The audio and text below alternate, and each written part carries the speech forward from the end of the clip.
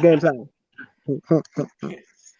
All right. We are live. So welcome to Easy Three Sport Production. I'm your host Suttles, and I got two of my favorite guys in the whole world here. My man D-Lo and my man West D. How y'all doing today? Yo, what's going on? What's going on? What's up, big bro? Hey, it's kind of crazy. We're just talking off the air of how long we've been around one another, so it's Yeah, it's crazy to be able to do this with some bros from going way back. way back. I know it feel old as hell because 15 years. That's a long time and still going strong. But Word. so if you haven't done it already, go ahead and hit that sub. Make sure you be in the live comments. I want to hear what everybody is saying. Turn on that notification and hit those thumbs up. So we're gonna go ahead and get started here. If you haven't already noticed, West D, you can already see him. Yeah, he's geared out in Eagles. Don't know why. He's from the Bronx, but still don't know why. And Hey, you hey. know me, Giants all day. My man D'Lo, Giants all day. So I would like to start with you, Wes. How did you view the draft, and what did you think about your preseason? I view the draft as a successful draft for the most part. We got some key items on the defensive side. As you know, our defense has been terrible in the last few years, even when we won the Super Bowl.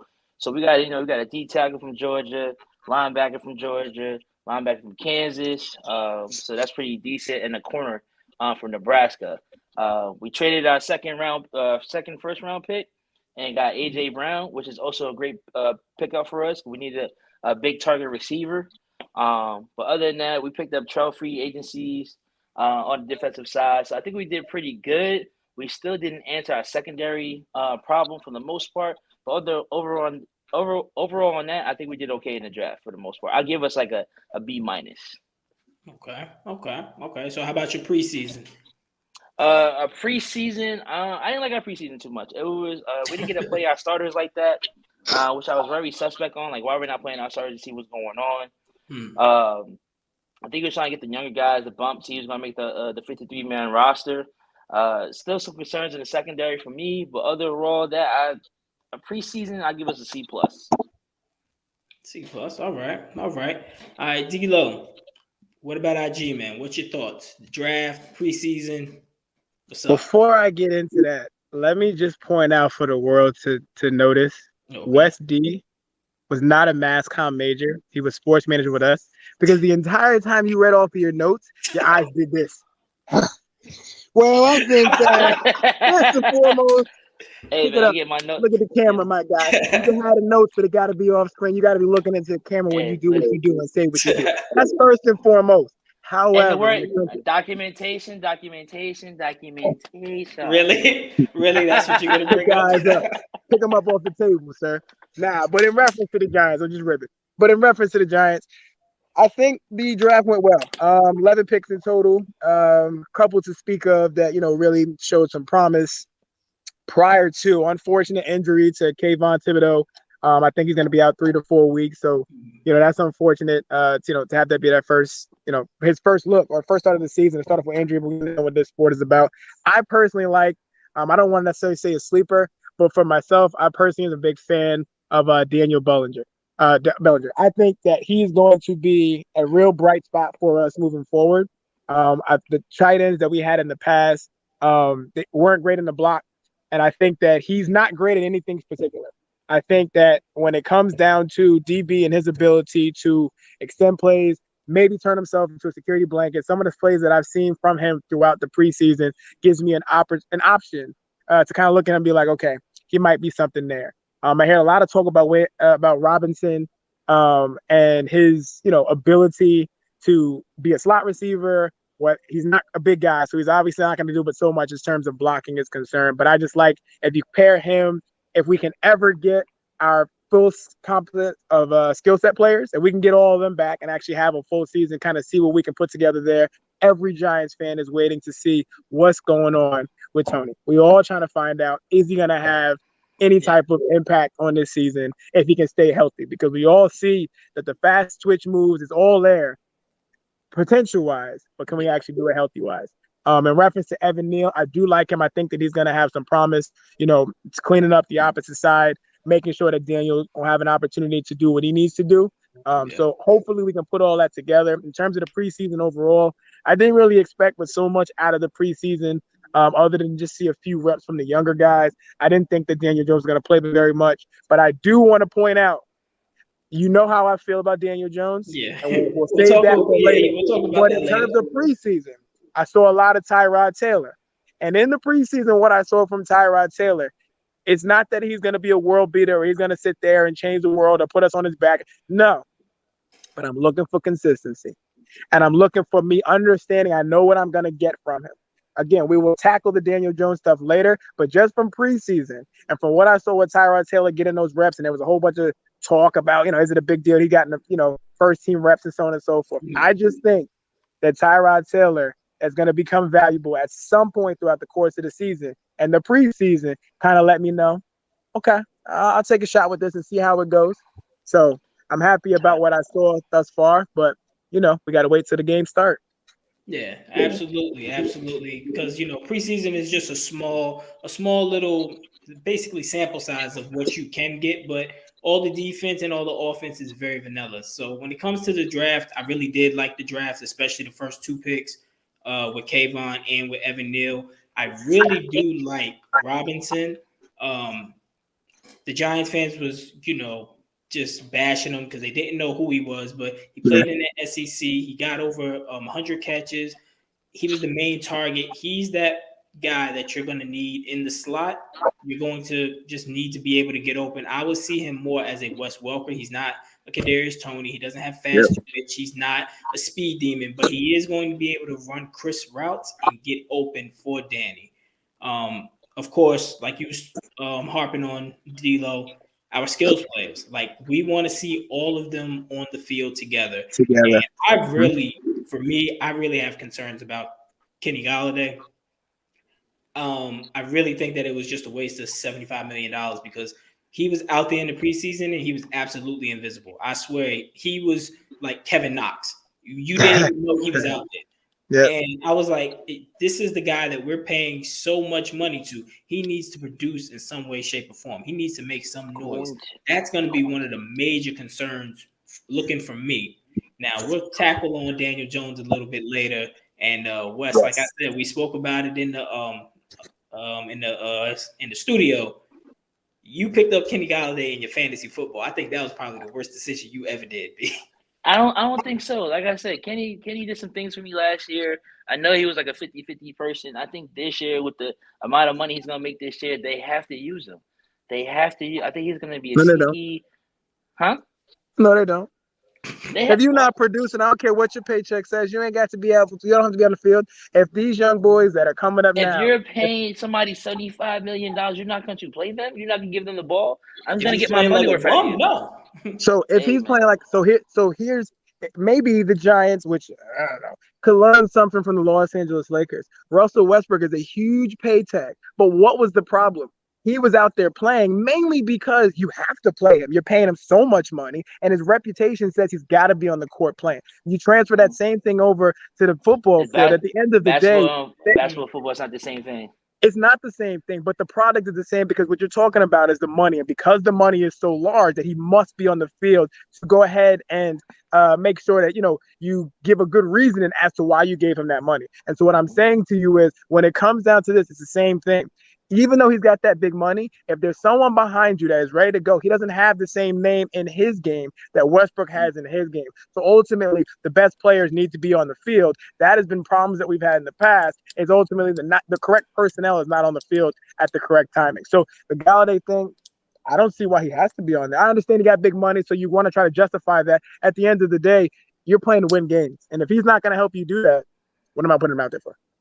I mean, that's very true. But at the end of the day, this is a business. And I get basketball is different from football when it comes to business. When you pay somebody in football, they're going to have to play.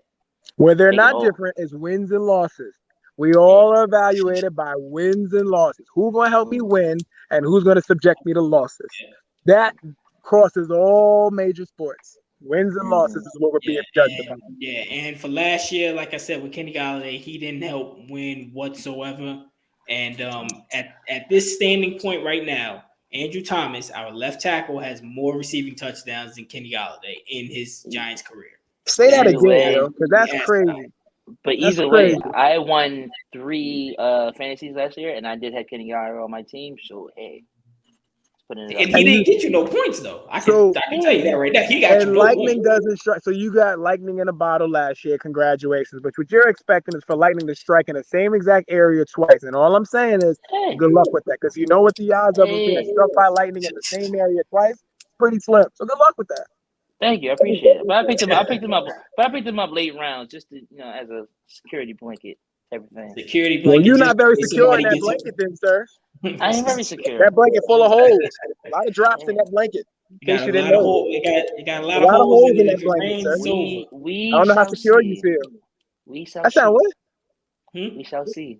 Scared. Oh, I thought you said we shall see. I thought you said D sound scared. I'm sorry. Oh man, we got Zero Cool in the chat, man. What's up, fellas? What's up? Big Blue all day. You're gonna be in here with a lot of Giants fans, so you better get ready, Wes. But so I'm we not was worried just about talking about y'all. Kenny Galladay. That was one of my concerns going forward for the Giants. But what are some more concerns that that you're really seeing with the team? This time we're gonna start off with D'Lo. So outside of Kenny Galladay, which that was my concern for the most part, what else do you see that's gonna be a major concern for the Giants going So forward this season? I think a concern with me always the injury thing, but all 32 teams can sit there and talk about the injury thing. So I won't even really go so much into that in terms of what I'm really interested in seeing and I'm concerned with is Saquon.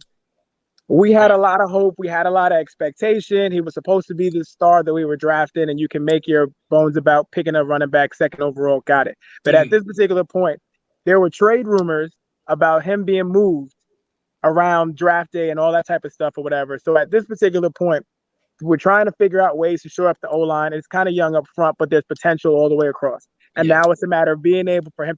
So my biggest issue with him is he seems to dance around too much. He's not on the field enough. And when he is on the field, he's dancing around. He's not hitting those holes when they appear. So I really want to see, and he always talks about he's got a chip on his shoulder and, I got something to prove. I always play under that mindset. Well, now you do have something to prove because now you're going into, a contract situation. You're on your last legs here in New York. And again, everybody wants you to succeed. I want nothing more than for Saquon Barkley to go ahead and blow it up and us to really have, because from a talent perspective, he's huge. But for myself, it's one of those things where if he gets off to a great start this season, ultimately that's going to open things up for Daniel Jones. That's going to make his life a heck of a lot easier. It'll put a lot of pressure on defenses, and it can maybe soften the secondary on opposing defenses if he's able to get things started correctly. So for me, the biggest concern, aside from what you brought up, would be Saquon Barkley. What are we going to get from him this year? And is he going to be productive to earn an extension or a contract that,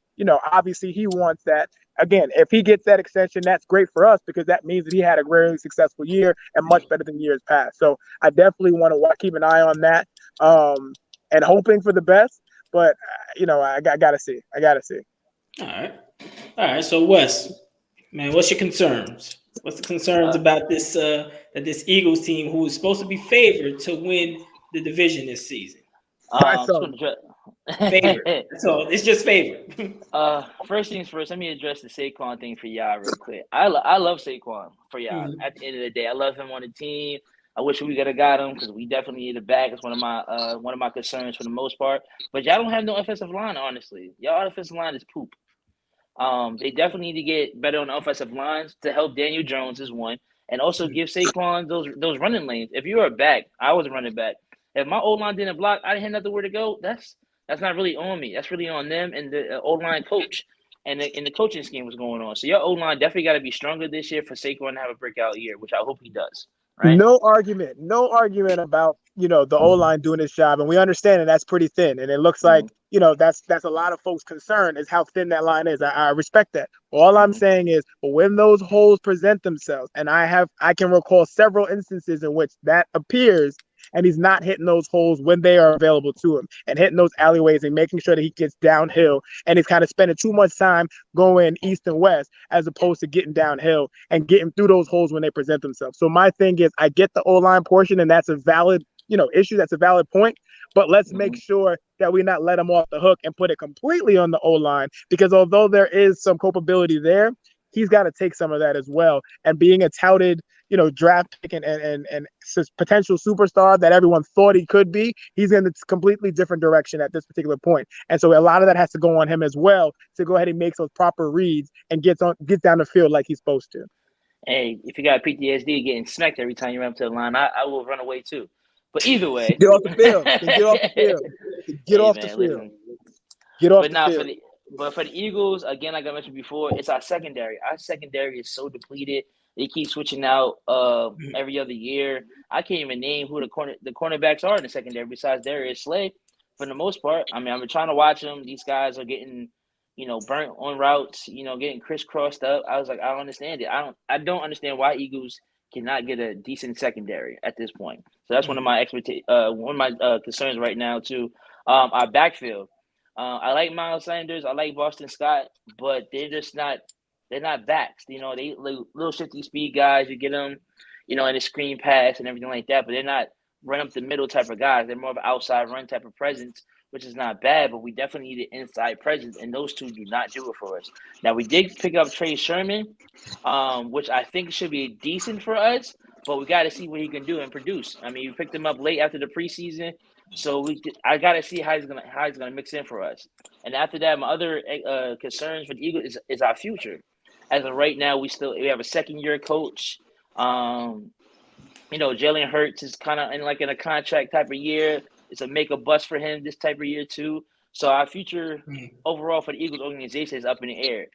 Between receivers, quarterbacks, running backs, our defense. There's so much going on with the Eagles. I just don't know which way to go. So, I remember last season I said I am not talking trash this season because I don't know what's going to happen. Now, this year I'm a little bit more comfortable. I could probably talk a little trash to people, but other than that, I'm still going to sit back and watch.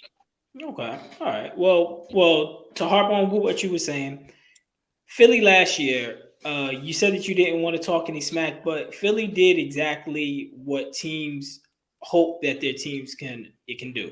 They beat the teams that they were supposed to. Y'all had a very weak schedule. Everybody that y'all beat was not in the playoffs whatsoever. And that's how y'all made it to the playoffs, which is, kudos for you. Any fan base would be happy that they made it to the playoffs because anything can happen. But then you go there and you get smacked. So because you really never faced anybody throughout the whole season. Now, your secondary playoff teams. Yeah. But throughout your secondary is definitely very weak. Your D-line is cool. Your linebacking core is decent. But that secondary is definitely very, very weak. If you're able to hold off that D-line, and if you can go deep on these guys, y'all are going to get torched a lot. But overall, on the offensive side, y'all are straight. That defensive secondary is definitely a problem. And going right back to the Giants, our defensive secondary is definitely a problem because one of the things that our new defensive coordinator is Wink Martindale. He came from the Ravens. He plays a lot of zero cover or one cover because he likes to blitz. It's basically like suicide ball. At least y'all blitz. Everybody, man on man, you need to stick with your guy because I'm sending 8. So our guys are not that talented to stay man on man. I mean, I sat there and watched the preseason, and Aaron Robinson, our third round pickup from a year before, 2 years ago or like a year ago, he's and he's supposed to be basically almost like the number 2 corner, but he is getting absolutely burnt by regular guys in the preseason. That is a major concern. I think that our defensive line will be pretty decent. The scheme that he's going to use is going to get some pressure on the quarterback, and the offensive line is always going to be a question mark until we see it happen. Andrew Thomas is the only bright spot on that line at this moment. If he played all the games last year, he definitely would have made the Pro Bowl, possibly maybe an All-Pro because he was on that level, but he did get injured and he wasn't qualified for the Pro Bowl. Now, we did make a lot of changes on the offensive line, but the O-line is one of those positions overall is that the only way that they're going to get better is 1, through repetition, and 2, just by being with each other for years. You're not going to have a first-year offensive line and y'all are going to be great. So they're going to have to put in the time and have to put in the reps just to be able to protect our quarterback. And I think it's crazy because how many times have we cycled through guys on that offensive line, go back to Flowers, go back. You cycle through so many different guys, and nothing seems to work. Nothing seems to change. And I do think a large part of the issues with the Giants on both sides of the ball is the continuity. Is there always being from the coaching staff, from the systems that are in play, and so on and so forth. With so much movement, and you can kind of you can look at it.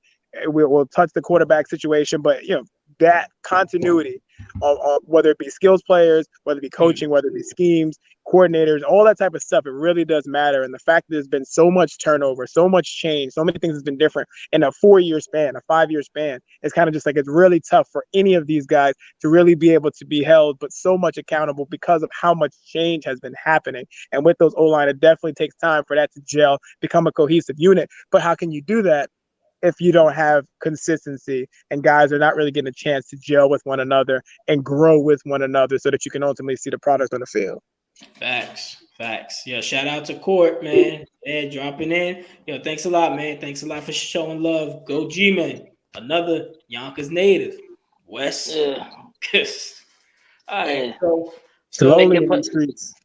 Make the playoffs, man. Make the playoffs. The last time you made the playoffs. I'll wait. Hey. We have 4 Super Bowls. How many do you have? I've won. All right, that's all. That's all we need to hear. Let's see how long it takes to count. Okay, ready to count. Let's all count this out together. Ready? 2, 1. And that's it. That took a long time, but we're back. All right, we're back. Whatever. All right, when's the last time you seen the Super Bowl? No? Last time in my you seen lifetime, the Super Bowl. I've seen a couple in my lifetime. What are you talking about? I seen 3. We seen 3. What are you talking about? The last Super Bowl y'all seen when we were in college, and that was like junior year. Stop it. What have you done? We've seen 19. We've seen 90. We've seen 07, and we've seen 2011.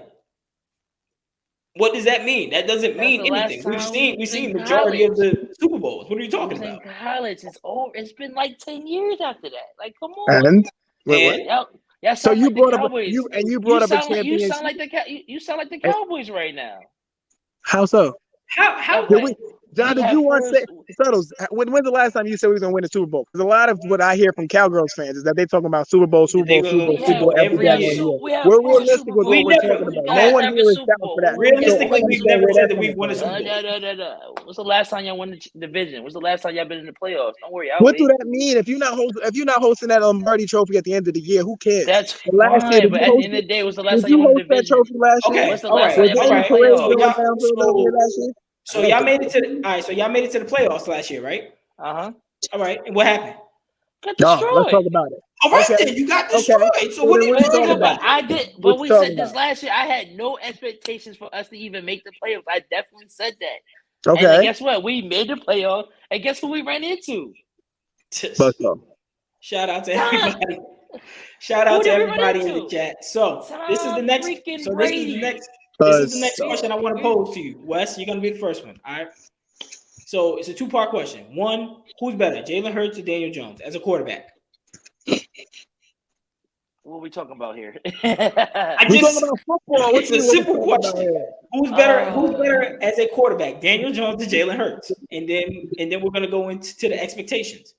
If we're going passing, I'll give it to Daniel Jones. If we talk about athleticism and everything else, it's going to Jalen Hurts. What about grass? Is that green or is that blue? Because obviously, we understand that. Yeah, exactly. So there we go. A lot going on here. Yeah. All right. So basically, as a quarterback, you're saying Daniel Jones is better. All right. This is what you're saying, huh? Mm-hmm. Passing wise, yeah. All right then. So what's the expectations for Jalen Hurts moving on this season? Hold up, don't let him off the hook. He said passing wise, he's better. Who's the better quarterback? John speaks pretty good English. He asked you who's the better quarterback. You broke it down. I'm picking Jalen. I'm picking Jalen. You picking Jalen? Are you picking with Jalen as a better quarterback? Huh? Yeah. You're picking Jalen Hurts as a better quarterback. Yes. With your head or your heart? With my head. And I'll tell you why. Because the way the game is changing. Because the way the game is changing, being a dual threat quarterback is the way of the game now. Daniel Jones, don't get me wrong, he has legs or whatever else, but he doesn't have the athleticism or the size of Jalen Hurts. You said dual threat quarterback. What does that entail, sir? What is a dual threat quarterback? to be able to Being run able and to throw what? the ball. Okay, and you just said Daniel Jones can run the ball. Yes, but he doesn't have the athleticism, but he can throw the ball. You yourself admitted that he's a better thrower of the football than Yes. Jalen Hurts. So based But on the metrics you just provided if I us, came you down just to it, if told me. like, Dan, I need a quarterback, I'm picking Jalen Hurts. It's more upside to that. And what are you picking? So you're picking. So you're looking for longevity in the future. That's what you're talking about. You're not talking about today. You're talking about in the future. Either way, if I had to pick one, if you say I have to draft Daniel Jones or Jalen Hurts, I'm going to draft Jalen Hurts. So you're picking Jalen Hurts. Okay. So going off of that, let me ask you this: If Jalen Hurts was on the Giants last year, what would their record be? I think y'all be a 500 team because you had too many injuries.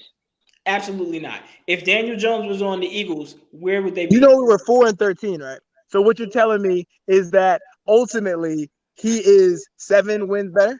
I mean, excuse me, 7 wins. He is 7 wins is what you would have pulled us out of. Yes. He's on that mountain. He's on that mountain right now. He just has to stay on it. He's on that mountain where you gotta stay up there. You're right. Yes. Because that's special. That's special. Well, I know you really, really confident about your chances this season, because if you think that Jalen Hurts is that, kudos. I am very confident. I'm very confident in this I see. It shows. It's showing through the screens. I see. Thank you. Shout out to everybody in the chat, man. Yo, just keep on going, man. You hear this craziness about this Eagles fan? He's gonna pick Jalen Hurts over Daniel Jones. But either way, for Jalen Hurts' expectation this year, he has to have a breakout year this year. Just because how many years this is his third season. Yeah, it's his third season, but technically his second season as being a starter quarterback. So this season has to be a breakout year for him because of the expectations. He has to show that he could be a throwing quarterback. His accuracy hasn't been the best, his efficiency hasn't been the best, but overall, I think with the newfound offense they have right now, I think he could be the quarterback he's meant to be at the end of the day. Between his legs, running the ball, we all know he can do that. Now having Devontae Smith and A.J. Brown and other name of receivers, we got rid of Jalen Reagor, which I think was a great dismissal because he just didn't do nothing for us. A revamped offensive line. What people didn't know on the offensive side, there's 7 to 9 players that Hurts played with. That's between the line, receivers, and running backs. So I think this year, he's going to be comfortable enough to actually play his game, which is going to be tremendous for him. So I have great expectations for him. He just had to have a breakout year. He low key. I know it's not going to happen, but he has to have an MVP type of year this year to even get an extension on a contract before he gets dismissed out of Philly. Okay, so all right, so you're basically you need Jalen Hurts to have like a Josh Allen type breakout season. Yes, he needs it. He needs it to stay in Philly, especially with the coach he has now. Because I still don't like the coach. It's the second season coaching as well. Jalen Hurts has to prove to the fans, to his teammates, to the coaching, to the owners that he could be QB1, and I think he could do it this year. Like I said, he low-key has to have that MVP caliber type of year to stay in Philly. So I'm sorry. The follow-up to that, and I think you just answered it for us, but just to clarify for our audience, you do believe that not only does he need to have that breakout, but you believe he's capable of making the type of a jump that we saw Josh Allen make. You do believe he's capable of that with all the things that you just kind of put out there for us. You believe he's capable of making that. Yeah, if you have 7 to 9 players that you play with in college and that you're comfortable with, I mean, look at Joe Burrow and Jamal Chase. Like that connection right there. If you got somebody that you play with in college that you're cool with, you're gonna be comfortable with. Of course. Look at they went to the Super Bowl. Like but Joe Burrow also won the Heisman Trophy, and Jamar Chase was his best receiver, and they won the national championship. So they won it on the highest level of college. Exactly. So did Jalen Hurts, even though he got bumped out, but still he played with these players. See, now that's the difference. Jalen Hurts had to go to Oklahoma just so that he can prove to everybody that he can throw. Now, y'all know I'm Oklahoma Sooner. I'm an Oklahoma fan. I've seen great point. Play. Huh? I started looking in the chat, and I saw a great point in the chat. But I've seen him play, and with Lincoln Riley just had Baker Mayfield turn him into a Heisman Trophy. Had Kyler Murray turn him into a Heisman Trophy, 2 first overall draft picks, and then he gets Jalen Hurts. And just looking at the game, you can tell he couldn't do too much with Jalen Hurts at all because I even showed you the next guy that was coming up, Caleb Williams. He is doing wonders with him. Caleb Williams got to the point that he followed him to USC after he left. But Jalen Hurts, he's not that passer of the ball. Nick Sirianni is doing a real good job with masking his deficiencies, but even with Lamar Jackson, he won the MVP. He was 14-2. In an elite run game is not going to win in the playoffs. He has to sit back in that pocket, and he has to learn how to throw. But now I pose the question to D when it comes to Daniel Jones or Jalen Hurts. Which one are you going to pick? And then moving forward for this season, and I know you hate Daniel Jones, so I really want to hear what you got to say. This is a slick question. This is a slick question because what you're going to force me to do here is you're going to force me to say nice things. And I don't like saying nice things when I don't mean it. But you're going to force me to say them because unlike other folks in this chat that will remain nameless, however, they got some really dirty birds all on their screen, but who will remain nameless, I'm going to pick with my head and not my heart. Because my heart would say, oh, I'm going to pick Jalen. I'm going to pick Jalen just because my heart says no. But if I'm picking with my head and what I see on the field, the thrower of the football and the ability to move, I'm going to pick Daniel Jones. Giants fan aside, I'm looking at the football game. And with that being said, again, his ability to throw, we talked about it a little bit earlier, all of his deficiencies, he's cleaned up a good portion of that turnover machine that he was. He's cleaned that up enough to be respectable. So with that, I have to give credit where credit is due. And then I have to look at his ability to throw the football. And if I'm comparing the two of them, there's really not much to talk about from the ability to throw. The athleticism, yeah, that checks that box. But last time I checked, as John just pointed out, when it comes down to those big games, when defenses now start to privy up to you and it's now the playoff football, you need to be able to sit back and throw the ball. You need to be able to get through your progressions. That's where my issue is with Daniel, is his inability. But that's really more so because he doesn't have the time to do so. And so he makes rash decisions and he's not going through his progressions the way he needs to. And so he makes silly plays off of that. And some of those moments kind of drive me up a wall. But again, you know how I feel about it. So I don't need to drive that point home any longer. Daniel Jones, number 7 pick. That was totally unnecessary. You do not pick a quarterback out of Duke football. That is not the answer. When there's more, you could have gotten that later on. I'm not going to go down that road again. I'm going to start pulling my hair out, and I don't want to do that. I'm just going to fall out soon enough. But with that being said, all I'm saying, Jalen Hurts is not stumbling at 85 yards for a touchdown. That's all I'm saying. Jalen Hurts wasn't running for 85 yards, so it doesn't even matter. That stumbling play, that can happen to anybody. That play right there is an aberration. Yes, he fell. Good joke, so on and so forth. Got it. But we're looking at the mechanics. We're looking at the ability to throw the football. Because last time I checked, that's what quarterbacks are supposed to do. We all respect what Lamar Jackson can do, but he does it with his wheels. He does it with his legs. And all everyone ever asks him to do is be able to fling that football. And that's what the holdup is. That's why he's still out there looking for his contract at this moment in time. He doesn't have the receivers on the offensive Things might be different for him, and he might be able to write his own check-in. Huh? He doesn't have you have to think about everybody who's a dual threat quarterback doesn't have an offensive line or receivers. Let's think about it. Russell Wilson. Any quarterback who doesn't have an offensive line is going to struggle. If I don't have time to fling the football, it's a problem. Anybody, I get that. But that's the point.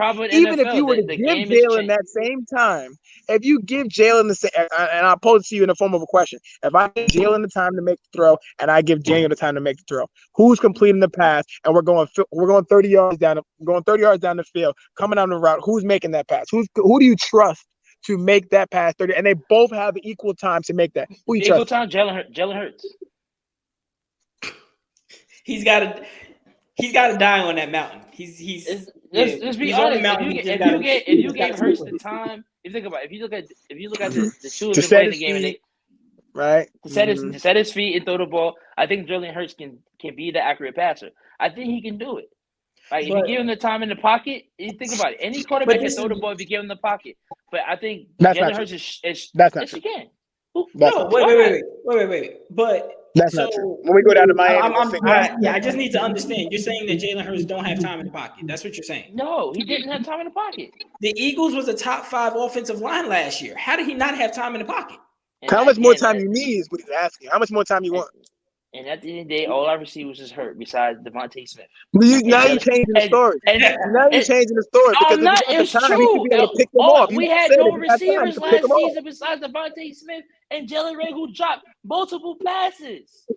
If he's got the time, so are you saying that your receivers can't create separation? Is that what you're trying to say? So now it's on the receivers. They can't create separation. Jalen Ray was compared to almost Deshaun Jackson in speed wise. This man dropped multiple passes and killed Jalen Hurts QBR. Let's be honest. Jalen Hurts had no receivers last year. Everybody on the offensive side was hurt. He had time. He just didn't have any receivers. Yes, we had no receivers. I've been saying last season we had no receivers. So he threw the ball. He can't make the players around him better. It's basically what you're telling. If you drop the ball, that is the receiver's fault. If the rule isn't football. If the ball touches your hand, it is your fault. Don't give me a Pop Warner. Don't give me a Pop Warner. And that's true. That's so dumb. We can go watch the highlights.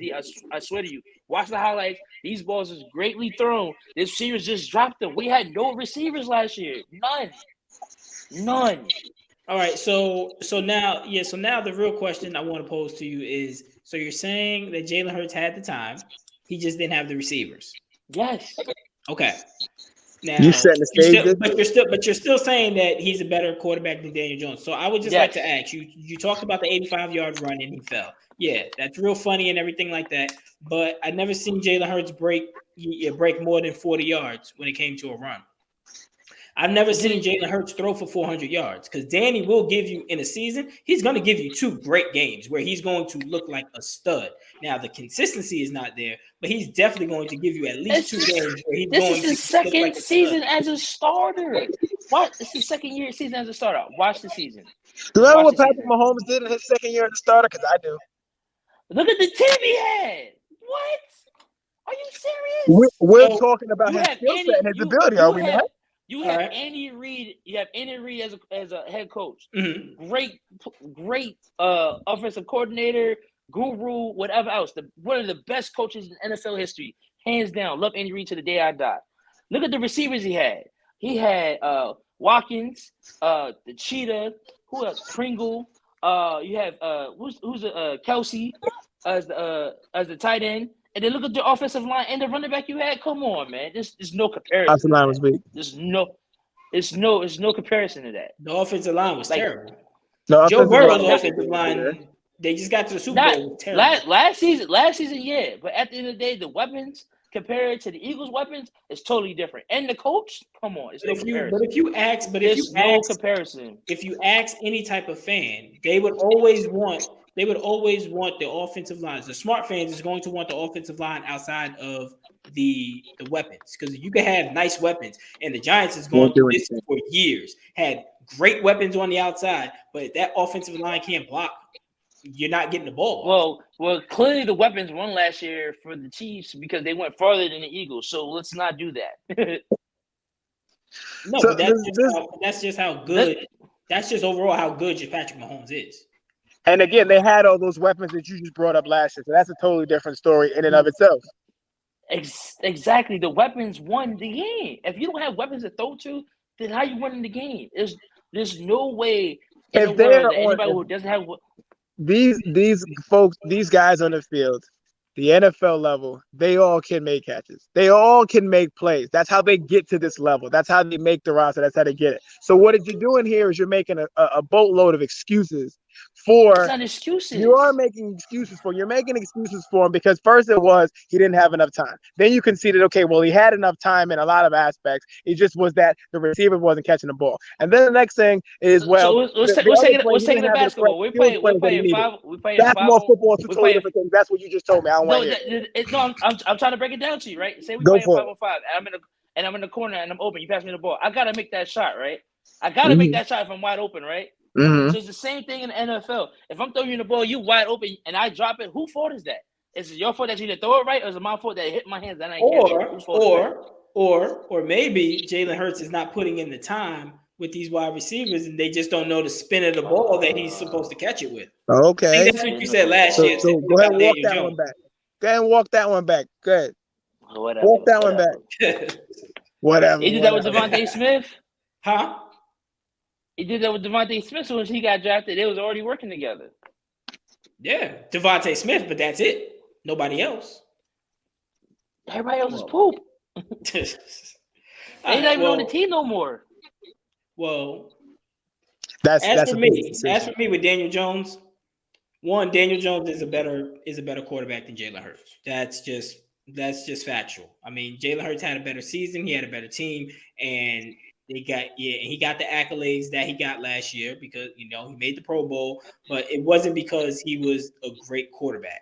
He's what I said before. He's Tim Tebow 2.0. The only difference, he can throw a little bit better than Tim Tebow, but he's going to do everything in his power to win. Jalen Hurts is a winner. It's going to be sloppy as hell, but he is a winner. But I'm still going to take Daniel Jones. And for my expectations for Daniel Jones, I really don't even have I crazy. hate the NFL. I agree with you. I hate the NFL. I definitely agree with you. I agree with you. Oh yeah. You talk about the chat, but yeah. But for Daniel Jones, I'm not expecting anything crazy because for me, I already see what he's going to be.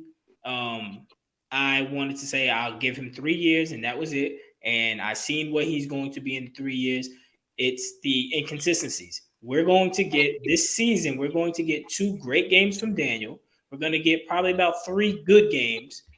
Everything else is going to be average or below average. And unless we have a very good defense, unless Wink Martindale is about to put this defense in the top 10, that's the only way that this team is really going to end up making the playoffs. I don't think it's going to be on Daniel Jones' back. Now, I will say this. If the Giants do make the playoffs, I will have full-fledged confidence in Daniel Jones only because it's kind of like how Nick Foles was. You don't have confidence in Nick Foles throughout the whole season, but you just need Nick Foles for about 3 games, and he can get you to where you need to be. And that's hey, don't talk about my quarterback like that. Don't talk about him like that. Don't talk about him like that. That's realism. He was never good throughout the season. But if you said, "Hey, I'm gonna give you Nick Foles for these 3 games," you'll take him because you know he can get you through 3 games. He can play very good, or maybe even spectacular in the 3 games. It's the consistency through a 17 or 16, 17 game season. I just need to simplify your playbook for Daniel Jones. I think he'd be okay. No, if he would have stayed, if he would have stayed with Pat Shurmur, you would have seen him excel a lot more because Pat Shurmur ran the same kind of schemes that he ran in Duke with Cutcliffe. That's why he threw 24 touchdowns in his first year. They got rid of Pat Shurmur. Now you're learning a whole new offense with Jason Garrett just doing curl routes, 5 yards, not going down the field. And now you're about to get another offensive coordinator with Dable where he does a lot of option routes, which is good, but that means that the wide receivers have to be on point. So it's going to look more like the Patriots offense where the wide receiver they had the option to go with multiple routes. Danny got to know what foot is planted, the way that his movements are, and getting them the ball. So it's a little bit more complex on you processing the information, but it can look way much better than the last 2 offenses that we've seen. So does Danny Dimes put in any work on the offseason? I've never seen any videos or anything about him putting extra work in. Good. You shouldn't see any of his work. I don't need you to be plastering everything over. That's the social media era that everybody got to see what you're working. Go away into a cave somewhere in Tibet and do what you need to do and come back and finish products. I don't care about not seeing you work. I want to see the production on the field. I don't care about everyone putting out there working on my training videos. And I don't care. That don't mean nothing. Show me the production. I don't need to see him working. I just need to see the production.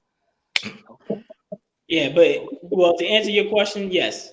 He puts in a lot of work. Last year he had gained like 8 pounds of pure muscle. That's why you've seen him a lot just running and putting his shoulder down and just running guys over because he got that muscle there. He's been putting in work. You can see the progression. The only problem is, I say this all the time, with Daniel Jones, he was meant more for in the early 2000s where you're not expecting a quarterback to really look elite like their 4th or 5th year because everybody likes to compare him to Eli. Eli took 5-6 years to actually get to that level, but they were actually able to do that. In this day and age, you can see straight off the bat, Justin Herbert, Joe Burrow, when these guys come in, they're ready to go. Like year one, they're hitting the ground running. So then when you have a quarterback that's going to take like 4 years to try to progress, the NFL is moving at a fast pace. Your fans are not going to be happy with that, especially for the fact, like for Giants fans, we were supposed to get Herbert. Herbert decided to stay in for another year, and then Daniel Jones was just in that draft, and we needed a quarterback. So now seeing how Herbert came out 88 out the gate, and you're looking at Daniel Jones' progression, you're like, damn, we could have had Herbert.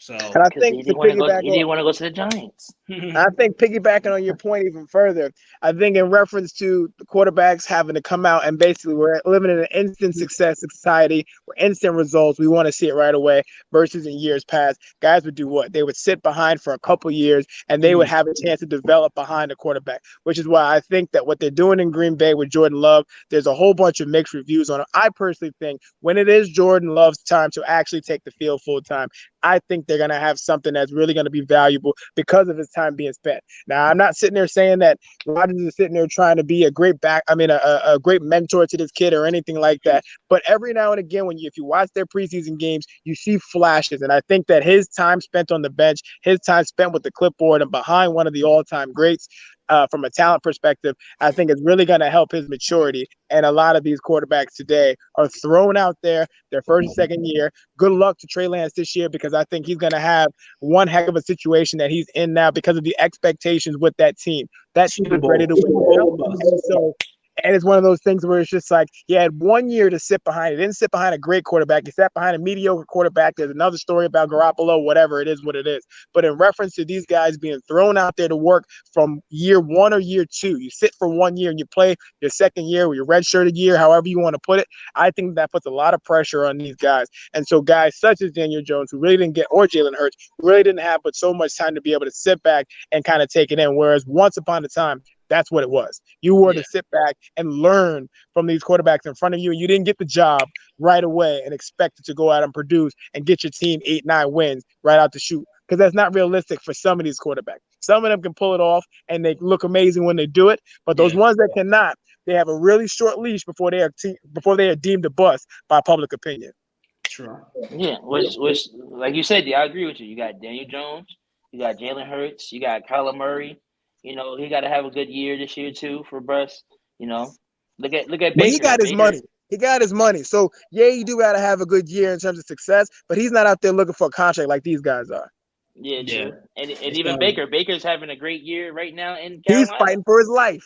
Yeah, he's fighting. Actually, he's fighting just to stay in the NFL. Right, he's fighting for his life. And if you can't beat Sam Darnold, that tells you enough right there. He's QB1 right now, I believe, in the Panthers right now.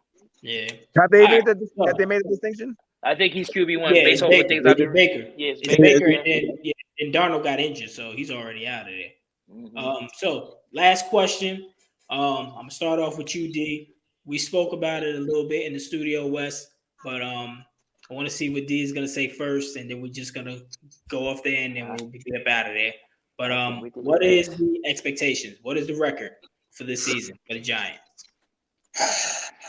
Well, I don't think that trade is getting ready to happen for Jalen Hurts. So I don't think that I can push us up to those 7 or 8 wins that Meatball said that we were going to get if we had Jalen Hurts instead of Daniel Jones. So I don't think that trade is coming through. So with that said, I'm going to give us an uptick because I'm going to expect that this offensive line is going to have good moments. I'm not expecting any greatness from this offensive line. I'm expecting moments. I'm expecting us to be able to build off of that. Maybe if we can get some traction. I'm not expecting this quarterback whisperer type of situation to happen as it comes down to, we got a couple of new head coaches, or a couple of new coaches in there with past experience of success. And so with that being said, I'm going to expect an uptick. I'm going for 6-11. Unfortunately, I don't believe that'll be enough to get us into the playoffs. And so so we will lose out in making the playoffs, but it will be a lot of good moments that you see that you can build upon. In reference to Daniel Jones, I do think that this is his last year in the Giants uniform. And in terms of Saquon, I also think this is his last year in the Giants uniform. I don't think either of those guys come back next year. I don't think that the production is going to ultimately be what it needs to be for them to be able to get the contracts that they covet. And so I do think that they'll move on from both of them. Saquon, it may even happen throughout the course of this year because, again, I just don't believe that he's going to be able to show the production that we need in order for him to get that extension that he's looking for. And so I think that they move on from Saquon at some point throughout the course of the season. Hot take. However, 6-11 moving forward. Okay. All right. All right. So, Wes, I already know what you're about to say. We're gonna go 11-6, and Jalen Hurts is gonna be the. No, wait, just listen, because he told me this in the back. Because he told me this in the studio before you got there. So my team expectations overall for this year is we have to win the NFC East division, or it's nothing. It's make or break for that. We definitely need to win the division. Secondly, we need to make it out the first round of the playoffs. And this year, we definitely just need to compete. Like Eagles, Philly just needed to compete this year and not give up games. Like not give in. Like they need to compete from start of the whistle to the end of the fourth quarter, and it says 0-0-0. So for our record and actually doing the math and breaking it down, and John, we talked about this, and you somewhat agree. You somewhat agree with me. I think we're going somewhat agree. I said somewhat agree. We're going 12-5.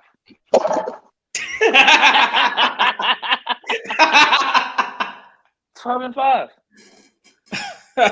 12-5. If we break it down, was that expectations or a wish list? Maybe I didn't hear the question. Did you ask about expectations? Did you ask for a wish list? Which one did you ask for? I missed the question. I didn't hear the question. Maybe I answered it incorrectly. Because if we were asking wish list, then I got to change my answer. The first 4 games is winnable. We got the Lions, the Vikings, Washington, and the Jags. Those are winnable games. This is easy right there. Lions ain't been good in forever. The Vikings on the downhill fall. Washington football team is all beat up, whatever else, and Jags are still on an upkeep. So that's 4 wins right there off the bat, right? We got the Cardinals. I got us losing to the Cardinals. We got the Cowgirls winning that. We got a bye week 7, which I hate having early bye weeks. Then we come off the bye. We have the Steelers. I believe we're beating the Steelers. Okay, we got Trubisky as quarterback. I don't have faith in that unless they put. You might have to deal with Kenny Pickett. If they get Kenny Pickett, he's a rookie. I think we can. If the defensive coordinator freaking blitz, we probably can beat them. Defensive player of the year, T.J. Watt. We'll see. We got the Texans. Texans are nothing right now, so that's a win. Washington football team again. That's a win. The Colts, Matt Ryan's gonna have a crazy year at the Colts. That's a loss for us. We got the Titans. That's a win. We playing the Giants. We play y'all after that. That's a win. The Bears. That's in Chicago in December. That's a definite loss for us. Cowgirls again. We're gonna split them. That's a loss. We play the Saints. I got that as a win, but that also might be a loss depending on how they play because they still banged up a little bit. Then we got Green Bay, Aaron Rodgers. I think that's a loss for us. And then we play y'all the last game of the season. That's a win. So what I was saying with that, I don't see 12. My head hurts. I don't see 12. I can see that because y'all are favored to win the division. So I can see that you can get up there. But if you realistically think that you are going to sweep Carson Wentz after y'all got rid of him and the way that y'all got rid of him, you were crazy.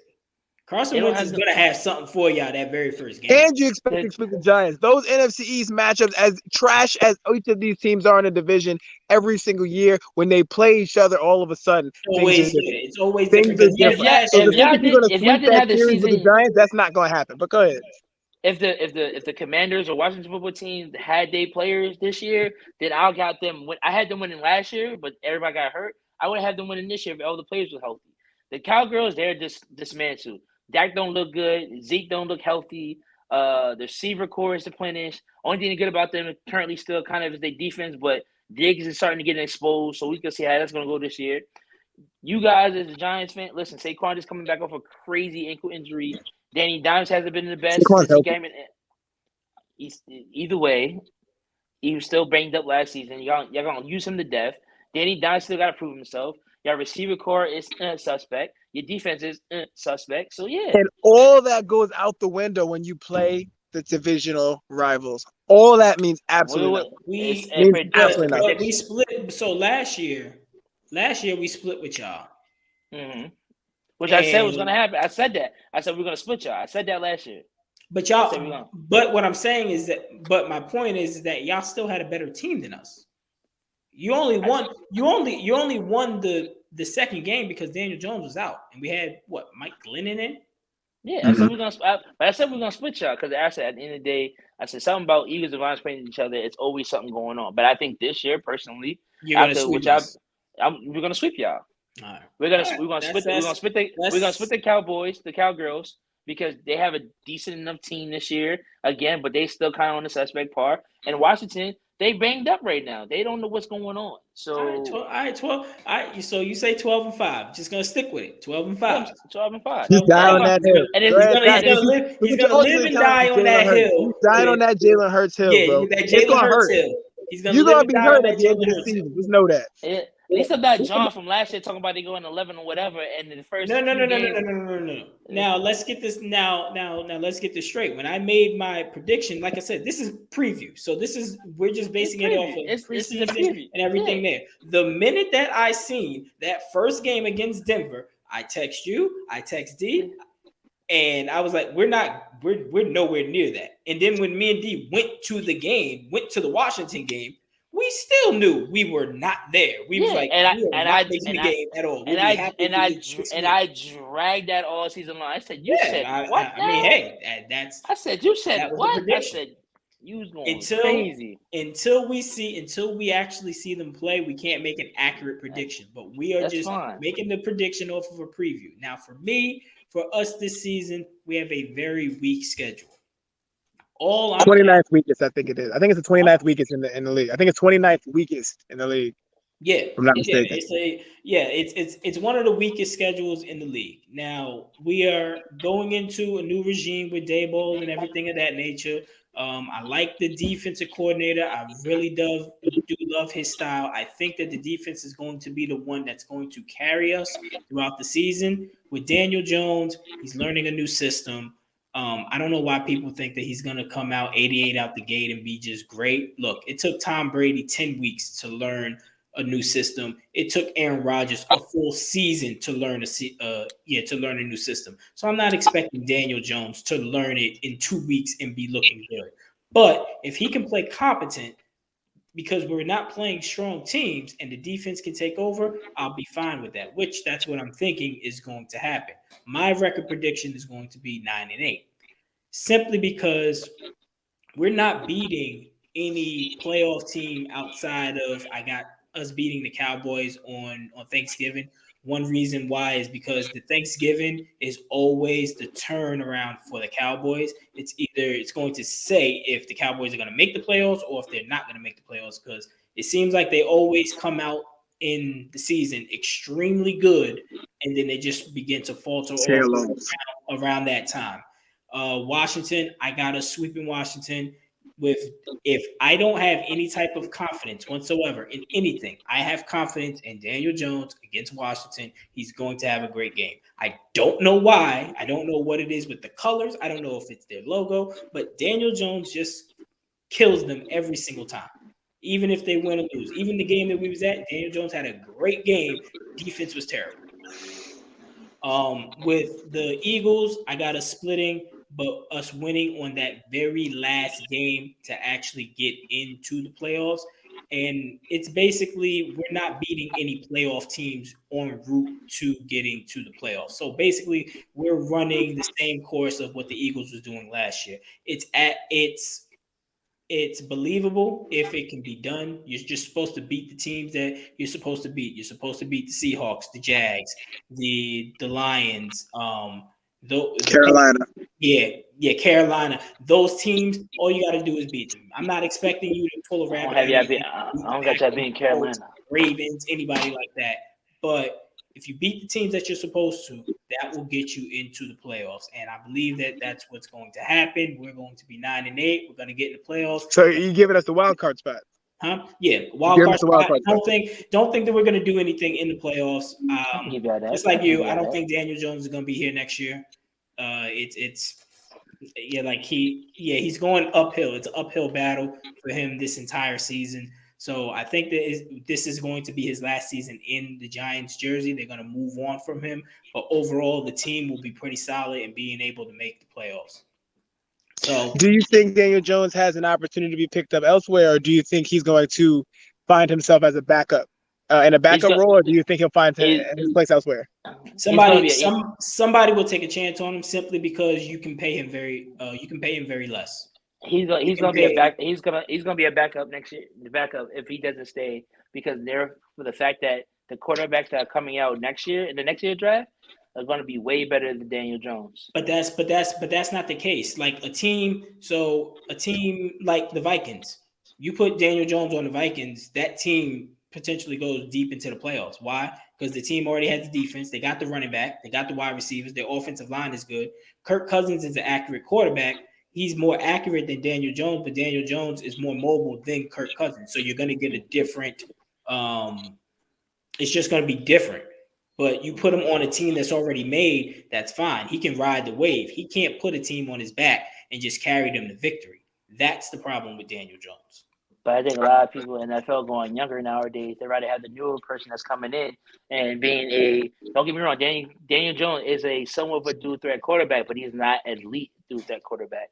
So I think that's the new way of the game. But it will be that type of playoff team that can kick the tires on that one time. Just like the Panthers did with Sam Darnold. I mean, it's not going to cost you a lot. You're just going to be like, all right, let's see if this guy can do it 1 year, boom. All right, same thing with Carson Wentz. The Colts, 1 year, boom. So I think that he'll just end up starting for somebody else next year. I think it's a fusion of what the two of you said. I think it's going to be a situation where he'll be a bridge. I think he's a bridge quarterback. I think he's a gap quarterback. I think one of these teams that have a young player that they kind of want to develop as well, but they're not quite ready yet to take that plunge. They're not quite ready to take him to the next year or to take him to that next stage. I think kind of what Cam was for the Patriots 2 years ago and getting ready for Mac. I think that it's going to be a similar situation like that, in which we kind of know what we're going to get from Daniel Jones. We kind of understand who he is, and unless he has an amazing season this year, which I don't think anyone's really banking on that, I do believe he'll end up being a bridge quarterback, and then he'll end up being a journeyman. I don't think he'll be out of the league by any stretch. No. I do think he does some really good things, so he will be a part of this league. I just don't think that long-term his future will ultimately be a starting quarterback, but I do think he'll have a place on rosters for years to come. All right. Well, I would like to thank y'all again for coming on to the stream. Shout out to everybody in the chat. Everybody, if you stayed throughout the whole live stream, kudos to you. Again, if you have not done it already, go ahead and hit that sub button. Make sure you hit that like. I want to see yourself in the comment section. West D, D-Lo, thanks a lot. It's always a pleasure to have y'all on. And Wes, you can go ahead and get to your fantasy draft because I know you said it was at 12. Yeah, I'm on it now, man. Thank you, brother. Appreciate y'all. Love seeing y'all. Yeah, you better be drafting all day.